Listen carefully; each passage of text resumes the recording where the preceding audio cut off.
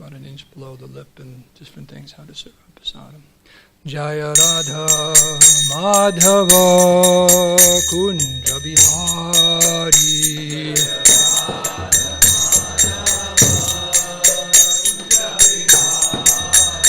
Jaya Radha Madhava Kunja Bihari. Kunja Bihari. Gopi Jana Vallabha Girivardhari.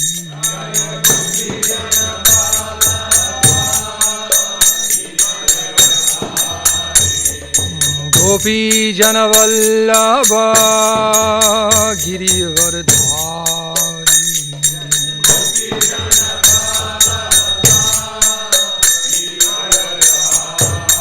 Yashoda Nandana Brajadana Ranjana.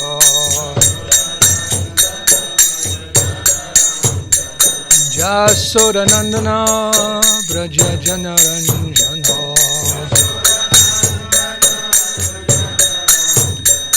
Yamuna Tira Vanachari.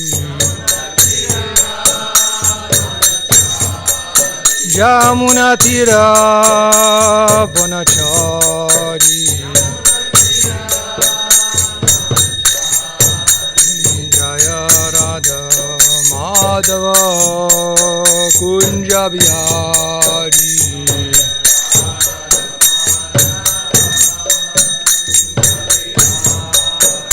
Jaya Radha Madhava Kunja Bihari.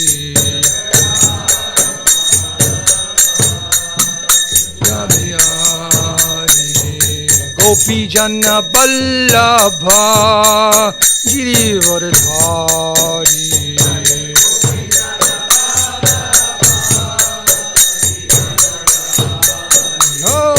Gopi Jana Vallabha Girivardhari.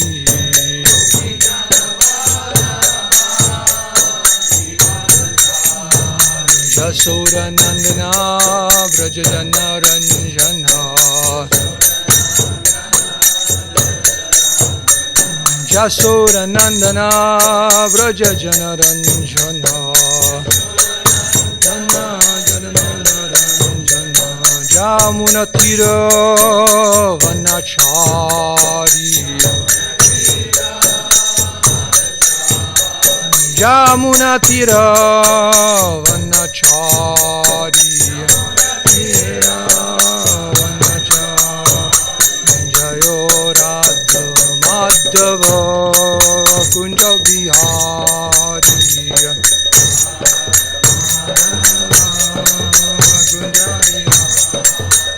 Jaya Radha Madhava Kunja Bihari.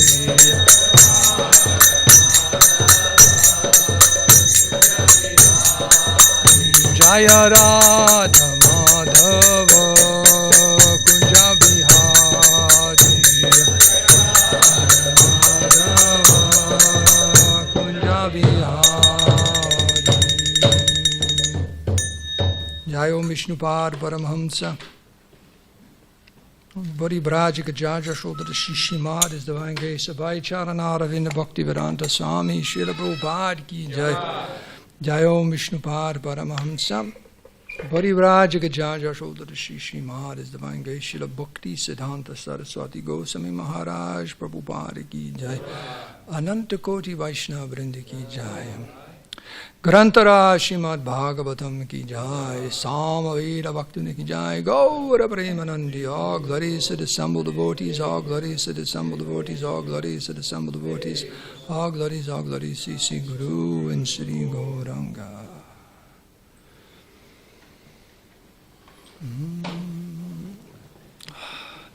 Hare Krishna, Krishna, Krishna, Krishna, Hare Hare, Hare Rama, Hare Rama. Oops. Hare Krishna, Krishna, Krishna, Hare Hare, Hare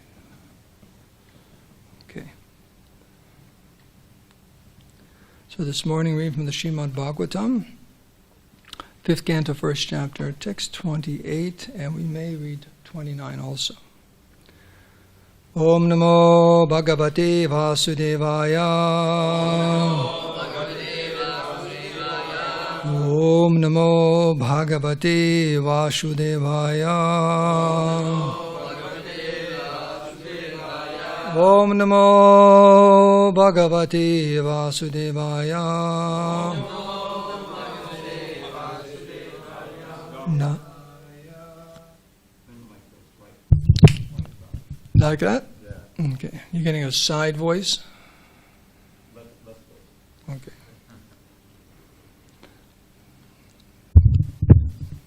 Narayanam Namaskrityam Naram Chaiva Narottamam Devim Saraswatim Vyasam Tato Jayam Udirayat Srila Prabhupada Ki Jai.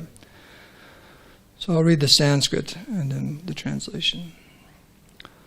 Anyasyamapi Jayayam Trayaputra Sanuttamastamaso Raivati Iti Manvantaradipataya.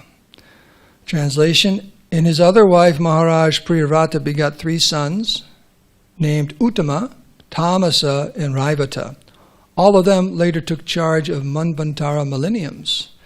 Purport. In every day of Brahma, there are 14 Manvantaras. The duration of one Manvantara, the lifespan of one Manu, is 71 yugas, and each yuga is 4,320,000,000 years. 4,320,000 years. Almost all the Manus selected to rule the Manvantaras come from the family of Maharaja Priyavrata. 3 of them are particularly mentioned herein, namely Uttama, Tamasa, and Raivata. Text 29. We'll go to the translation if that's okay.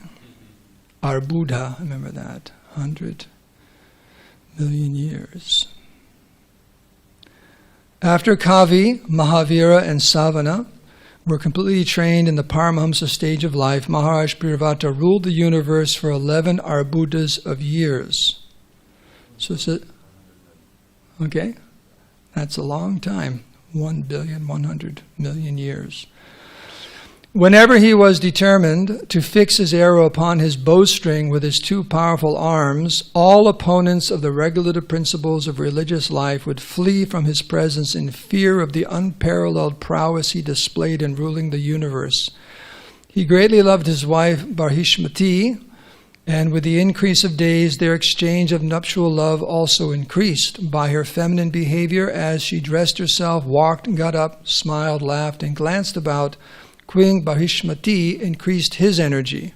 Thus, although he was a great soul, he appeared lost in the feminine conduct of his wife. He behaved with her just like an ordinary man, but actually, he was a great soul. Purport, Srila Prabhupada. In this verse, the word Dharma Pratipaksha, opponents of the religious principles, refer not to a particular faith, but to Varnashram Dharma, the division of society socially and spiritually into 4 Varnas: Brahmana, Kshatriya, Vaishya, and Sudra, and the 4 ashrams: Brahmacharya, Grihastha, Vanaprastha, and Sannyas. To maintain proper social order and to help the citizens gradually progress toward the goal of life, namely spiritual understanding, the principles of Varnashram Dharma must be accepted. From this verse, Maharaja Priyavrata appears to have been so strict in maintaining this institution of Varnashram Dharma that anyone neglecting it would immediately flee from his presence as soon as the king warned him by fighting or administering light punishment. Indeed, Maharaja Priyavrata would not have to fight, for simply because of his strong determination, they dare not disobey the rules and regulations of Varnashram Dharma. It is said that unless human society is regulated by Varnashram Dharma, it is no better than a bestial society of cats and dogs. Maharaj Priyavrata therefore strictly maintained Varnashram Dharma by his extraordinary unparalleled prowess. To maintain such a life of strict vigilance, one needs encouragement from his wife. In the Varnashram Dharma system, certain classes such as the Brahmanas and Sannyasis do not need encouragement from the opposite sex. Kshatriyas and Grihasthas, however, actually need the encouragement of their wives in order to execute their duties. Indeed, a grihastha or kshatriya cannot properly execute his responsibilities without the association of his wife. Sri Chaitanya Mahaprabhu personally admitted that a grihastha must live with a wife. Kshatriyas were even allowed to have many wives to encourage them in discharging the duties of government. The association of a good wife is necessary in a life of karma and political affairs. To execute his duties properly, therefore, Maharaja Priyavrata took advantage of his good wife Barhismati, who was always very expert in pleasing her great husband by properly dressing herself, smiling, and exhibiting her feminine bodily features. Queen Barhismati always kept Maharaja Priyavrata very encouraged, and thus he executed his governmental duty very properly. In this verse, Eva has twice been used to indicate that Maharaj Priyavrata acted exactly like a henpecked husband and thereby seemed to have lost his sense of human responsibility. Actually, however, he was fully conscious of his position as a spirit soul, although he seemingly behaved like an acquiescent karmi husband. Maharaj Priyavrata thus ruled the universe for 11 arbudas of years. One arbuda consists of 100 million, right? 100 million years, and Maharaj Priyavrata ruled the universe for 11 such arbudas. Om Agyantimarandasya Gyananjana Salakaya Chakshur Unminitam Nena Taismai Sri Gurave Namaha Shri Chaitanya Manobhistam Stapitam Dena Bhutale Swayam Rupa Gadama Yam Dadati Swapadantikam Sri Krishna Chaitanya Prabhu Nityananda Sri Advaita Gadadhar Shivasari Gaur Bhakta Vrinda Hare Krishna Krishna Krishna Hare Hare Hare Rama Rama Rama Hare Hare Panchakapadurubhascha Kripa Sindhu Bevacha Patidanam Bhavanebhyo Vaishnavibhyo Namo Namaha. I request our august assembly for some blessings and good wishes upon me so I can say something. Badhamte. So I notice in 1 week you've made a lot of advancement because they've given you a bigger desk. So last week you had that tiny one. So they sign he's advancing in Krishna consciousness. He's moved from the junior desk up to intermediate. So that's very good. Who knows what it'll look like next week?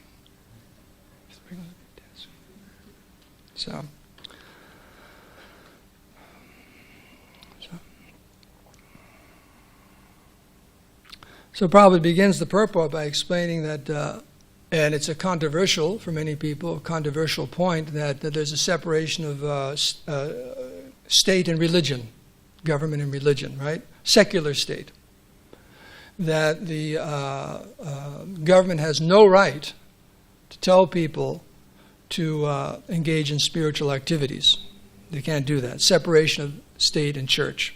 And of course in the West that comes from the fact that in Europe, in different places, actually not just Europe, but it's seen especially in the Kali Yuga, when governments force people to follow one particular religious path, there's some problems with that. Some big problems with that. And Prabhupada's making the point, this is not referring to that at all, that Maharaj Priyavrata picked one particular faith or religious path and said everyone has to do that. And he's referring here to the Banashram Dharma, which is the Vedic concept, which is very, very broad, inclusive, actually of many different paths. You know, there's the history of Hinduism in India is quite interesting, that scholars and people visiting India couldn't really figure out what was going on there because it seemed to be a place of many different religions, but somehow or other it's all under one umbrella, you know, the Vedic literatures and the Vedic culture. And, different, Islam was there for quite some time, over about 1,000 years, right? 700, 800 years, 1,000 years. And then the British came in with Christianity, and all these people were trying to force their beliefs on the people of that land. And it's ascribed that in the 1800s, I think it was, 1800s, there was a meeting of some prominent people in Indian society that time, a response to this, and they came up with the idea of Hinduism.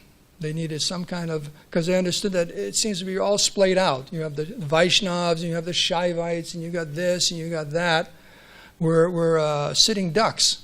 for Christianity at the time and so on, because we don't have one central idea that you can identify. So they actually came up with the idea of Hinduism, and there was a few of them there, Vivekananda and a few others. What is his name? Krishnamurti or Ram? Who became the prime minister? Radhakrishna, like that. They actually met, and there was a whole thing, and it became, into the government and everything. An idea, the one they called it Hinduism, because there's a whole history of that, where that word comes from. So they'd have one religion, like that, and just everything to kind of centralize the whole thing. And now it's a kind of a sectarian thing, a Hindu. I'm a Hindu. So, but that wasn't the Vedic culture since time immemorial. And it's interesting, too, in this meeting they decided to, the poster child of Hinduism would be impersonalism. Even though the most significant teaching in all the Vedas is Vaishnavism for thousands and thousands and millions of years. And because that was their inclination, and they figured it'd be a lot easier for everyone just to believe that it ultimately behind all the variegatedness of this demigod and that demigod and Krishna and Vishnu and so on is some kind of white light. It's some homogeneous idea. So in this way they completely destroyed hope of people in their spiritual life. And it's impacted India in many horrible, horrible ways in people's understanding of the Vedic culture. But that was a big mistake they made. So what's being referred to here is the king or whoever is responsible for the citizens. It may be a king, it may be a minister, it may be a president, whatever it is. They're actually responsible not just for the maintenance of people's bodies, economic development and social development and different programs. They're responsible primarily for people's spiritual welfare. That's a novel concept today. Where do we see a political candidate going on the platform that I will make sure everyone, no matter who they are, their spiritual welfare comes first. Vote for me. Right? No way, no votes. Like that, no votes. Right? This is the age of Kali. So they're not interested. But that's actually the responsibility. That's the responsibility. Because that's the responsibility of the human form of life. Prabhupada says here in the purport, maintain proper social order and help the citizens gradually progress toward the goal of life, namely spiritual understanding. So now there's a broad spectrum there, as we know, in the Bhagavad Gita and Vedic literature describe that, the path of spirituality and religion into karma, jnana, and then ultimately bhakti. That's how you divide it, devotional service. So any religion you look at in the world, you can see these are there. Most people are engaged in karma. They want to be happy in this material world. There's not so much information, or they're not interested in spiritual life, but they believe that there's a God, and He's going to make me happy in this world. So let me come to the temple, let me come to the church or mosque and pray to God. God, make me happy in this material world. That's called karma. In most religious scriptures, that's all they deal with. And then you have jnana, where people see the futility of that. It's that the math doesn't add up. Ritam, in Sanskrit it means the math. The math of the reality of this material world, it doesn't add up. If there's an all-powerful, all-kind and merciful God, couldn't He have done a better job? Right? Couldn't He have done a better job than what's going on here? So people get confused. They get very, very confused. In fact, that's what's it called? Deism? That's the question of good and evil. Good and evil. That if there really is a God, why is there so many problems in this world? Can't He do a better job? Theodicy, I'm sorry. That's what theodicy, that's it, theodicy. The question of good and evil. And couldn't He have done a better job? Now, there was a person named Hare Krishna. Can you believe it? He was a rabbi, Hare Krishna, back in, I think it was the 80s. He wrote a book, 80s or 90s, Why Bad Things Happen to Good People. And his idea was, I got a solution to this. What it is God is not all-powerful. And He can't do everything, and therefore we should forgive Him for His shortcomings. He's doing the best He can. Right? Just like if you're He's trying, but He's not all-powerful. Just like you have to be able to give, maybe in a family, the father, mother's not the best. Or you go to work and the boss is not the sharpest knife in the drawer, as they say, or something like that. they're doing the best they can. So, well, they say cut them some slack. So in this book, he said we have to cut God some slack. He's doing the best he can. And his philosophy was people would gather together and just forgive God for his shortcomings. Because that's why there's problems in this world. There's a lot going on here. How would you like to be in charge? Right? Just remember that there was that movie many, many years ago. My kids loved it. It was Bruce Almighty. Remember that one? Bruce Almighty? And God gives him not just the whole world, but just like some little area of the city he was in, to be God. And he was flipping out because all these prayers, he could hear everyone's prayers. So, and it was all through a computer. So he just got tired of it. He just put yes to everyone's prayer. Just push yes because he couldn't handle it anymore. And then all this havoc broke out. All these people were winning the lottery, but they all got like 50 cents because everyone won. And this happened and that happened. And, he just couldn't handle it anymore. And that was just a few blocks of one city being God. Everyone's praying and this and that. What am I supposed to do? It's like Prabhupada gives the example that at night, the thief is outside the house and he's praying, I'm going to break in, God. Please make sure I don't get caught. And the man inside is getting ready to take rest and he's saying, my dear Lord, please protect me from any thief that he doesn't break into my house tonight. Prabhupada says, what is God supposed to do? What's Krishna supposed to do? This guy wants to break in and steal something. He wants me to make sure he doesn't get caught. And the guy inside's praying to me to make sure no one breaks in. So what's God supposed to do? So this is the idea. Well, God is like, So God is all powerful. He's all powerful. And he's a person. And that impersonal aspect is emanation of his effulgence. And everyone, that's the constitutional position of every living entity. It doesn't matter where they are. Higher planets, middle planets, lower planets, all over this planet, whatever religion one ascribes to or follows, it's supposed to be the path back home, back to Godhead. Now, where you are on that path is going to vary from person to person according to one's understanding and spiritual advancement. But everyone should be working on becoming more and more spiritual advanced every day.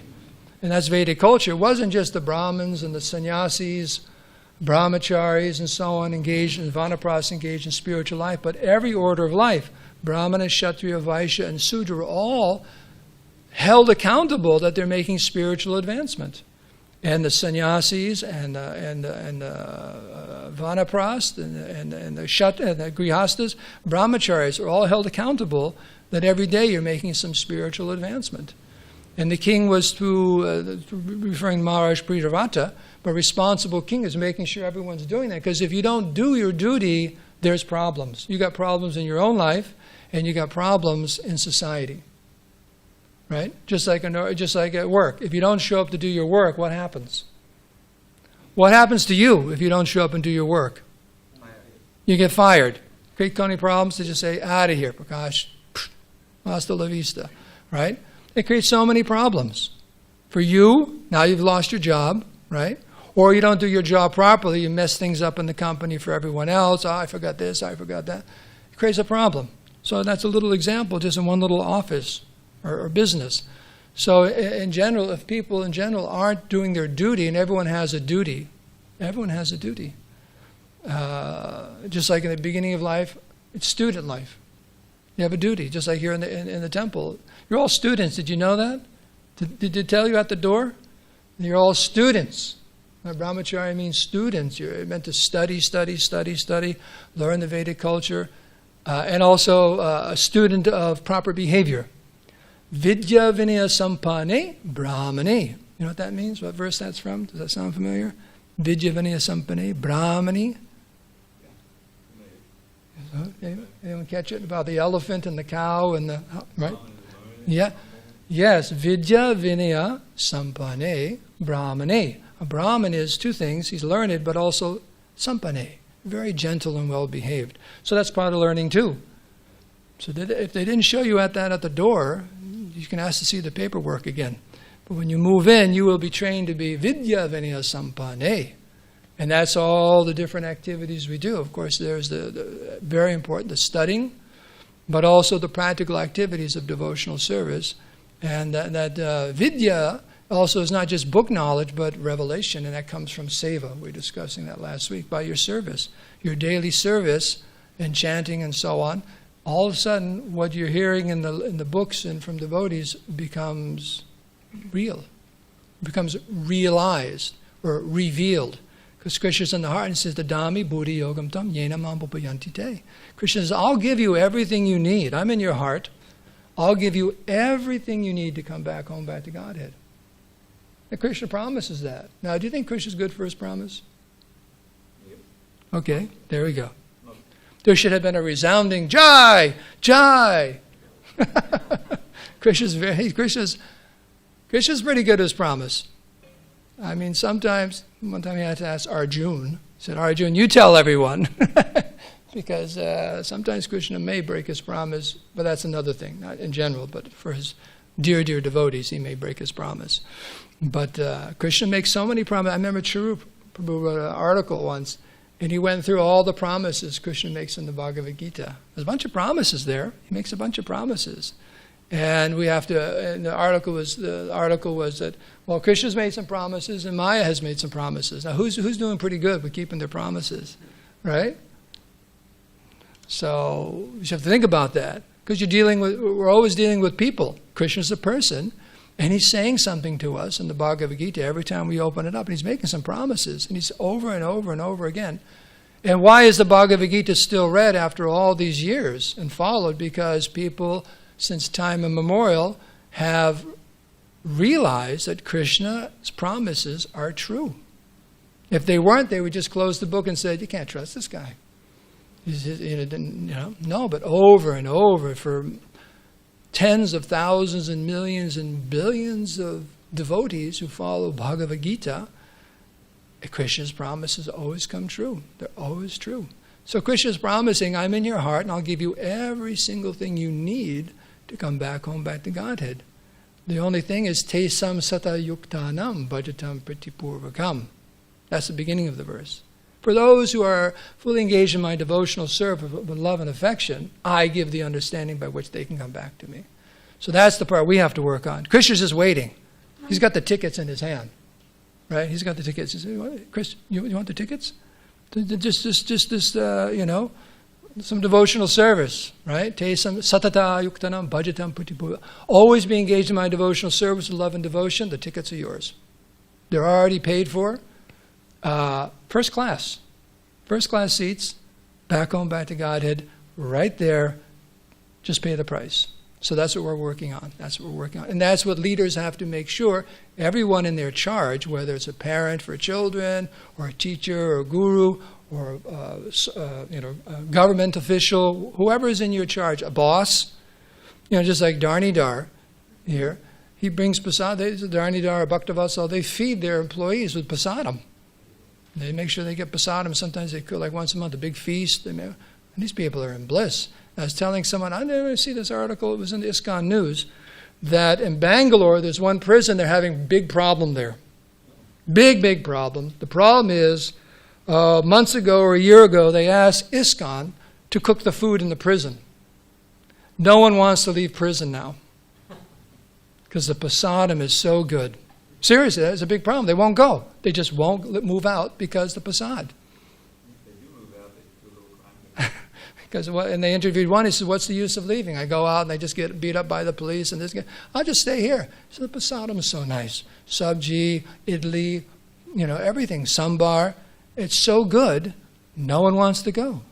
So, but anyways, the whoever you are, you're responsible for making sure everyone in your charge is nicely engaged in spiritual life, and you have to help them.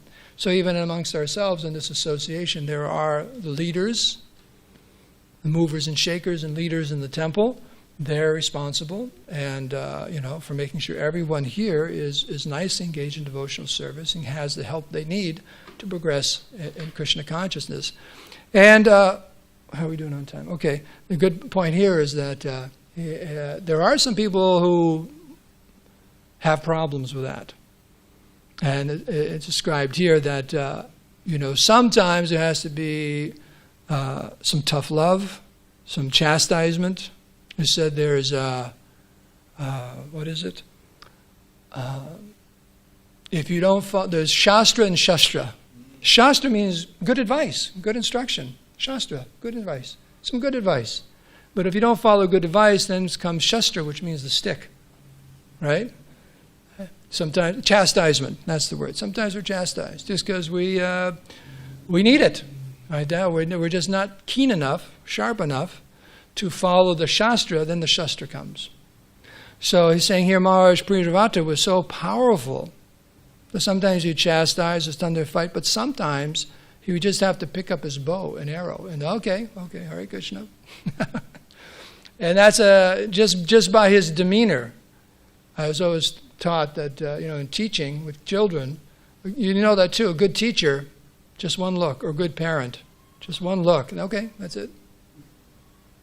Right? You don't have to even say a word. Most of us should probably remember that about your mom. All your mom had to do was look at you, okay? Just one look. The Shakti was so powerful, okay, like that. So he was that powerful. That's a very good sign. And it also means, the Prabhupada mentioned this in one newspaper he was reading about Nixon. It's about all the colleges and the rioting and everything on the universities back in the 60s and so on. And Prabhupada at one point is that even though he's a leader, they don't love him. There's no love, there's no affection. So whatever words he's saying are useless. In other words, when you have some affection for your authority, then, they say a few words, okay, Because there has to be both. There has to be, affection has to be there, but there has to be an element of some fear that if I step out of line, they will be upset with me. That's just natural in relationships. So there has to be that line there. There has to be that line out of affection and a little bit of fear. And that's a good thing. It's a good thing.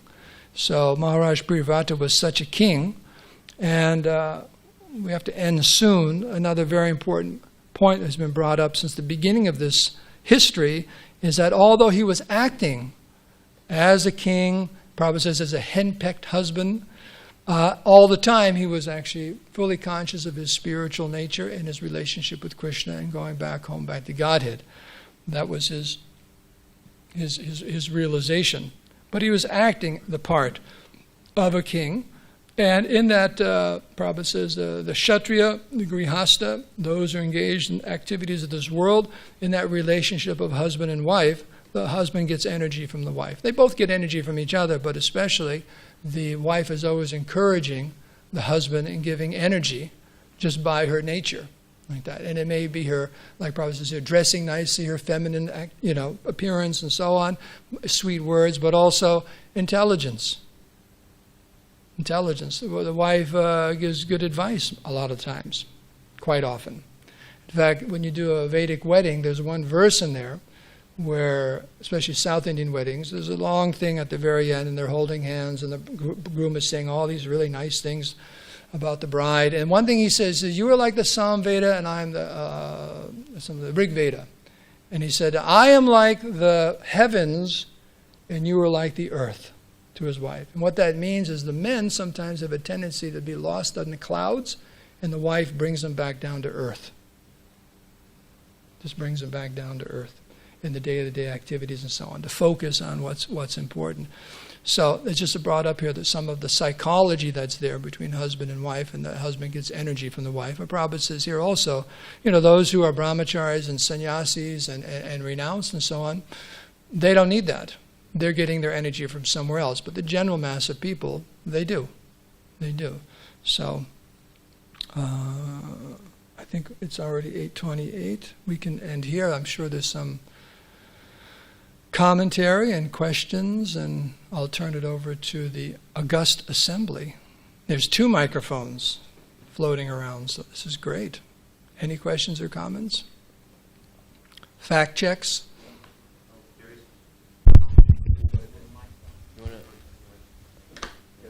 Okay. Hello? Okay. Thank you, Prabhu.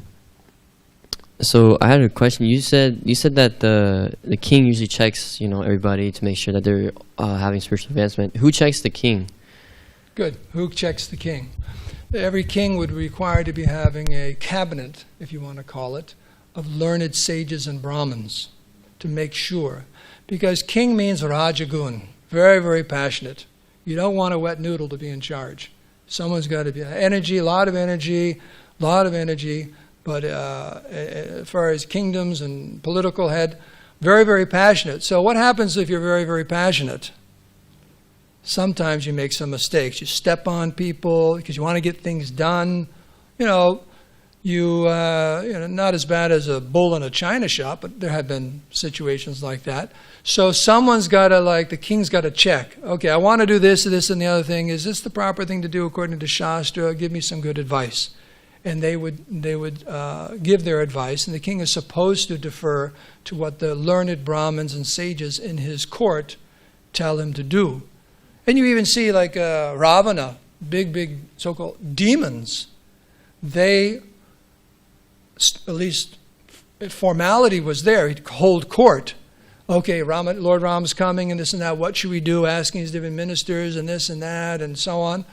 And unfortunately, they got bad advice. Just like Jarasandha, he got defeated every single time. Millions of soldiers killed, left alone standing on the battlefield, comes back and his ministers go, "Oh, it's just bad luck, let's do it again." I mean, come on. It's like Krishna in the heart. They give him some bad advice. So the Brahmins had to be completely independent. And there's a very nice example of that is Chanakya Pandit. Chanakya Pandit was very, very famous for his morality and Arthashastra, warfare and so on. And he, by his intelligence, this Maharaj Chandragupta, he picked him out. And by his advice and so on, they put together a united front of kingdoms to push out. Was it Muslims or other kings or something? But by his advice, a huge kingdom in India, big kingdom. Now, he was living in a little grass hut outside the palace, even though he was, you can say, the prime minister, giving so much advice and everything. And one time, Maharaj Chandragupta said, "I'm not going to follow your advice." He said, "Okay," and he just walked off the job. Independent. He just walked away. So, in other words, sometimes you get the example of, tenure for professors. You have this tenure at a university and this and that, but you can't say things you're not supposed to say, or you lose your job, you lose your tenure and everything. If you pose yourself as a religious person on campus, that's one ticket out the door. Now, you can pose yourself as an atheist and say all kinds of things in your classroom, how there's no God and how belief in religion is foolish and all that. That's fine. Isn't it amazing today what's considered okay? But you start talking about Jesus or Krishna or Muhammad or this or that and how your faith, and you come under serious question and you may even lose your tenure. So in other words, you're not independent. Brahmins have to be independent to speak the truth. They have to be able to speak the truth. So that's a long answer to your short question. Thank you, Prabhu. I had one comment though. You said the prisoners didn't want to leave. Why don't you just turn to brahmacharis? Just since they're reading prasadam, just like teaching. We are sending you to Bangalore tomorrow to work on that. Any other questions or comments? Yes. I have 2 comments for you. First comment. I'm good on that. But everyone here wants to hear. There's more people. They could come here. They could show up here and like everybody else do.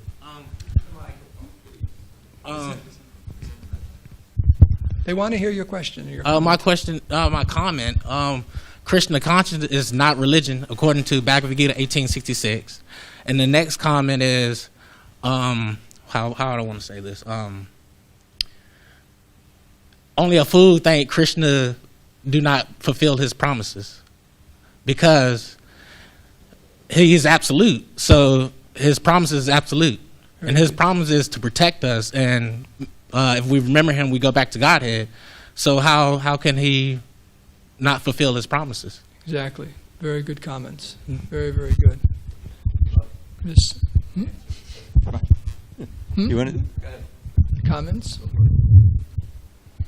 There are exceptions to his promises. That's why in the same Bhagavad Gita he asks Arjuna to declare it boldly, "My devotee never perishes." If the devotee, he makes a promise, like, "I will not fight in the battle of Kurukshetra. I will not pick up a weapon. I'll simply drive your chariot. Well, when Arjuna's life was threatened by grandfather Bhishma, he broke his promise out of love for Arjuna. He would rather be seen as a liar in that sense than one who would abandon, not extend his protection and blessings to his devotee. And so that's one example. Another example, he promised the Vrajvasis, I'll be coming home in a couple of days. Don't worry, just a few days. But he didn't keep that promise. And you might ask why. It only elicited more and more surrender and intensity of love from the hearts of his Vrajvasis. So even though he wasn't keeping his word, it didn't break their faith in him. It increased their love for him. So there's always exceptions to everything, including the fact that Krishna is absolute and he keeps his promises for what is best for us. He will always keep those promises. Anything else? I had a question. You helped us very nicely with the water level and referred their prasadam instructions. And what shastra is that from? Is that water level? Yeah, you're saying how much water to put in a cup so you don't serving. It could be on Bhakti Vidyapurna Maharaja's 40 hours of deity worship when he talks about prasadam, or it may be even in one of the books, like the GBC books on deity worship, in the section on prasadam. But I remember, I think it's in like Manu Samhita.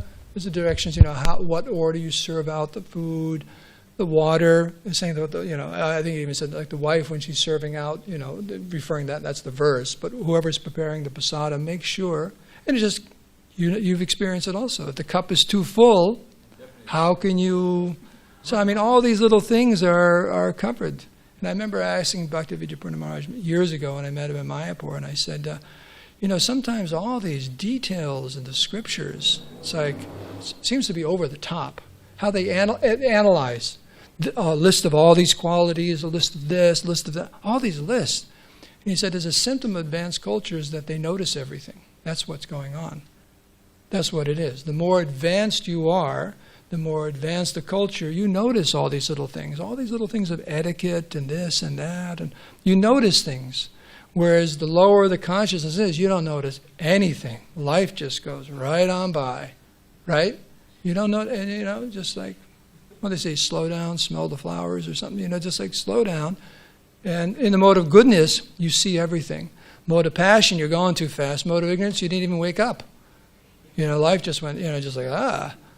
And that's why it says in the Bhagavad Gita, the mode of ignorance, all they can think about is the kind of work they do, right? There's a verse about the actor. Yeah, just go to work, get up, go to, wait for the weekend, So, but you raise your consciousness, you become more conscientious of everything around you. Just one comment on the mode of ignorance. Prabhupada said that the more one is absorbed in immediate gratification, the more you're in the mode of ignorance. And you can see, like animals, it's like it's just what's happening right now, and it's not like they're considering the implications of what they're doing. It's all very immediate, and human life can also come down to that.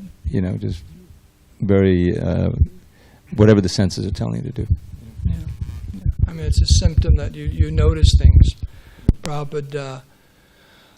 One example he gave was a job interview for someone, and something like the Taj Express or some kind of train, and the employer asked the prospective employee, how many cars are in that train?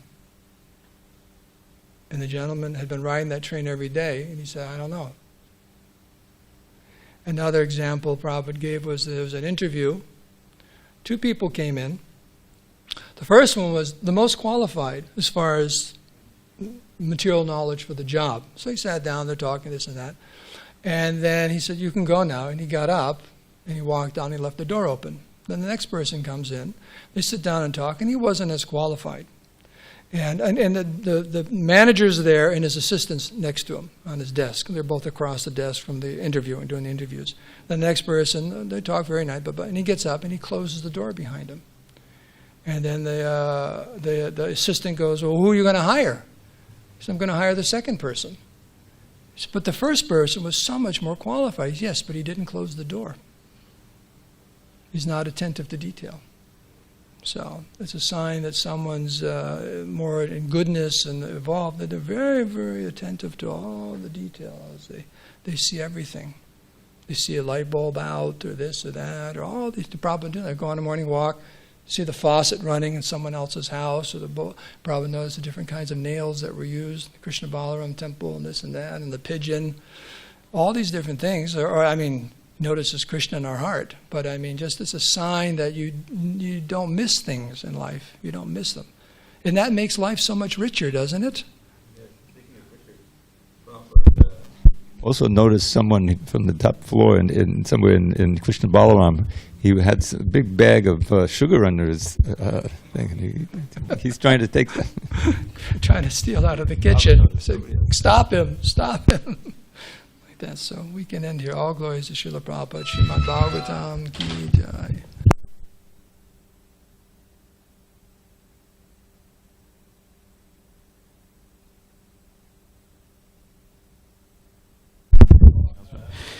So, I don't know if devotees know, but I found out that Garga Muni Prabhu, he wrote a book, and the book is entitled Garga Money.